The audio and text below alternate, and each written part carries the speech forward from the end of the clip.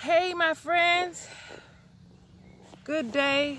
I'm back and I decided to make this video about how to activate your Kundalini energy. Now I was going to make a video updating, giving you guys an update on my Kundalini symptoms. That's what this was going to be about.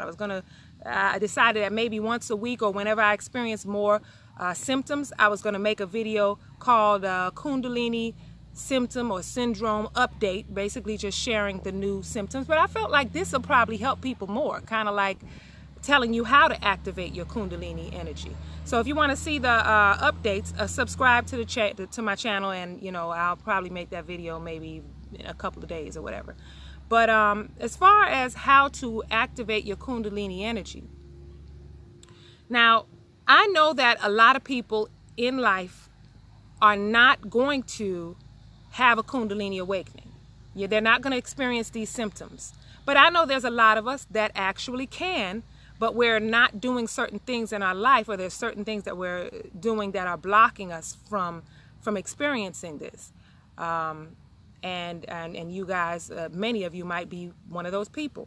So as far as how to activate your Kundalini energy, I'm going to share what I've done in my life and how I got to this place where now, since I figured out what a Kundalini awakening is, for the last few months, the symptoms have become more interesting, more obvious, more like amazing. And this is not for everybody. Everybody is not going to go through it because it's just not for everybody. It really isn't. This is not always fun, It's an amazing thing to experience, but it's not fun with the emotional roller coasters and the feeling really down. And, it's just not for everyone. But I know that there's some people who are interested in it because that is probably something that is subconsciously, that's what's happening with them. So I'm going to share what has happened in my life, what I've done, and what I believe has gotten me to where my energy has been activated. The first time I experienced a symptom at 19, I didn't know what it was anyway, but I believe that I was in pretty much good health, which is one of the things. I think, number one, the first thing would be being more of a spiritual person. So I've always been very spiritual. Ever since I was younger, I always believed in karma, and probably because I've seen people's karma come back on them, bad karma, good karma. And so I've always been the type of person who has been kind to others and have tried to put good out there and receive good back. And it's just something naturally that I just believed in. And it was a natural way that I was. I never was the type of person who treated people funny because they were different than me. I've been around people who there's a certain person they're like she crazy. And I'll sit right there and have a full-blown conversation with that so-called crazy person because I've just, maybe because I'm a little bit of a weirdo myself, I've never felt better than anybody, and I felt like I just want to be kind to everybody and live from this place in the heart. I've never been a materialistic type of person. I've just always wanted things from a place of love. I think from a child, I always knew that just because somebody had money or something like that, that was not going to equal happiness or a healthy relationship for me. So I've never been the type who cared about dating guys who could buy things for me and stuff like that. It was always, for me, I always lived from a place in the heart. Now, don't get it twisted. Just because I've been kind does not mean that I haven't popped off on a few people, because I definitely have. I have popped off on some people in life, and I think they deserved it. Now, I'm a Libra, so I'm fair, okay? So, if somebody got cussed out, they deserve to get cussed out. That's the thing. Just because you are a peaceful person, or you want to be kind and you want to live in a loving place, and I'm more of the type who's more concerned about what I can bring to somebody's life instead of what I can get from them. Just because I live that way does not mean that I will allow people to treat me any kind of way, and I will cut somebody right off and never speak to them again. And, as I'm getting older, I'm learning to just forgive more and just, don't even make a big deal out of certain things. And some things I may have, went a little too far. But some people deserve it. Some people need it. Not only do you need to speak up for yourself, because you'll end up with a blocked throat chakra and all kind of health issues, because I've seen it happen. You also need to do that for yourself to get that out. And some people need to hear that. Some people need you to tell them the truth about their ass. I'm just saying. It is what it is. You have to speak up for yourself. And being peaceful, being spiritual does not mean or does not equal letting people treat you any kind of way. So you got to speak up for yourself. That's not a part of being spiritual. You gotta love yourself too, right? So I just want to make sure I add that in there. But when it comes down to health and my physical health, I was always a very active child. I ran around a lot. I'm from the islands, Trini girl. So, you know, being in Florida and Miami, we would be running around, no shoes on, climbing trees. I raced with my brothers in the street. I was always very active. So I know that kept me, or still is what kept me in good shape as I got older. Even though I kind of like strayed away from exercising and working out when I got like in my high school years, because I ran cross country and everything in middle school. But high school years, I just walked home with my friends, and you know, that was still a form of exercise. But I'm pretty sure those younger years is what kept me in good health as I got older. So at 19, when I had the first Kundalini symptom, which, you know, didn't know what it was, I know that my body being in good condition played a part in that. That's what I believe. Exercising, that's something that you need to do to, I believe, to get your body in the best state it can be in, for your chakras to, you know, just for that energy to flow freely through your body should be in good health. I'm not saying to be a fit freak or anything like that. Like, that's what I turned into after having my second daughter and gaining a bunch of weight at like age 34. I had to lose all of it. I did insanity. Then I wanted to gain weight. I started lifting weights. I got addicted to lifting weights and squats and deadlifts and all that kind of stuff. So that's pretty much where I ended up in life. By the time I got pregnant with my third one and had her at 39, you know, she's 2 now. And I worked out and lift weights even during that pregnancy. So I know that being healthy and being fit played a part in where I am today, and played a part in these Kundalini symptoms and everything that I've been experiencing. After all that weightlifting and being in shape and doing the best that I can do for my body, once we moved, we turned the garage into a gym, and I continued to work out. And the strange thing is, ever since I had started lifting weights, I would always do a few yoga poses at the end of my workout as my stretch.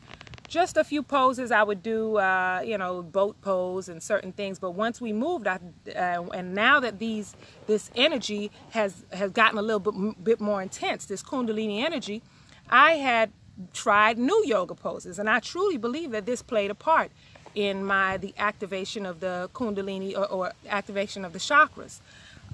Trying the bow pose where you're on your stomach and you're kind of like holding your feet, you know, like trying a lot of different poses. The pigeon pose with the one leg, all this twisting and certain things. I'm pretty sure that helped to activate my chakras and activate this Kundalini energy that I think had been dormant ever since the first incident at the age of 19. So I know that being in shape and exercising plays a part in it.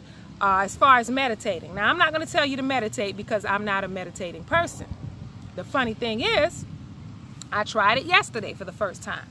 And I'm the type, it's hard for me to meditate because I think a lot. My mind is always going. So if that's something you can do, that's great. That's definitely a good thing. My mind is like, it's hard for me to clear my mind, you know. But I tried it yesterday, and I laid down in my bed because sitting down is just not going to work. So I laid down, and I definitely felt my feet getting hot, and I felt like some energy kind of going up the left leg. So I think that, and the only reason I tried meditating yesterday is because I haven't been working out. Ever since going through this whole awakening, it's had me losing interest in a lot of things, so I haven't been wanting to work out. So that's why I felt like I needed to meditate yesterday, or at least try to, because I've never done it before. But I believe that all of the working out that I've done over the years was meditation. That's the thing with meditating. I'm not saying that you have to do that, but there are certain things, certain hobbies that you have that are meditation. It is. Meditating, and meditation is when you are in the moment. So if I'm doing my weightlifting and I'm focused on my posture and my muscles or whatever, I'm in the moment. So that all those years of working out and lifting weights was also a form of meditation. If you like to jog, that's meditation. You know, you're in the moment. So that is a form of meditation. Same thing with painting or drawing or riding your bike. Like, all of these are forms of meditation. So these things that you continue to do, those type of things, you can get into some kind of, or even just yoga. Just do yoga, because like I said, I think that trying these new poses actually helped to activate my the Kundalini energy, or activate my chakras and make it start happening. That's what I believe happened when I started trying these new poses and continuing to work out. Now, the next thing would be food. Now, there's a lot of vegans out there, and, you know, more power to you. You know, I even tried it. I went through a period of time with my whole family. We watched What the Health. And after that, it was like, okay, ain't no more eating meat up in here. We threw all the meat out the fridge. We went like a few months with no meat. And then a hurricane came in Miami, and then we just kind of fell off and started eating it again. But I don't eat meat all day. We don't eat meat all day. I don't eat meat for breakfast most of the time. Lunch, no. Dinner, like last night, we had some spaghetti. I made it with ground turkey or whatever, and, you know, some kale salad on the side or whatever. But with going through this awakening, I've been craving different foods. I've been craving, strange enough, I've never really, you know, I like broccoli. I used to like it steamed, but now I crave so bad raw broccoli, raw carrots, celery with the ranch dressing. I know the dressing ain't that great, but I put hot sauce, make it spicy, and that's what I've been craving. Broccoli and celery and carrots. That's been like my lunch most days. Or I'll just have a whole bunch of fruits. Breakfast, sometimes I'll just have tea or coffee, and I eat one of those Belvita breakfast cookies with the 4 little biscuits. And like, that's my breakfast, that's my lunch. So I don't eat. A lot of people eat dinner for lunch, and then they eat dinner for dinner. Sometimes I think all you have to do is eat less. I'm not saying don't eat any meat at all, but just eat smaller meals. Cut back on it. Your body doesn't even need all of that. You just have been programming your body to think it needs that. So sometimes that's what you need to do. Cut out a little bit of the food. Cut back on certain things. Switch up your eating habits a little bit. Add a little bit of exercise to your life. A little walking. You know, whatever it is that can put you in a meditative state. I think all of these things will help to activate your Kundalini energy. Same thing with drinking. Now, I've always been a drinker, especially wine. I love my wine, and I was drinking wine like every night. And then I got to a point where I remember getting some number synchronicities, and when I would look it up, it was talking about stopping bad habits. And I'm like, okay, maybe I need to stop drinking this wine every night. So I'm like, okay, I'm going to stop. And now I'll probably drink wine maybe on Friday and Saturday, maybe just on Saturday, but I don't drink wine during the week. And I swear, ever since I totally stopped drinking wine and I went on like a little fast from wine, that's when I started noticing the Kundalini energy. I think that before I might have been too numb to experience it, and drinking more water. I've never been a big water drinker, but I put lemon in it and I like it, so I squeeze some lemon in my water. I have lemon water, and then I even got to the point where I dump some chia seeds in my water, and, you know, it's like, you know, it ain't that great, but you kind of like force it down, you know, chug it down. It's like, instead of orange juice with pulp, it's like water with pulp.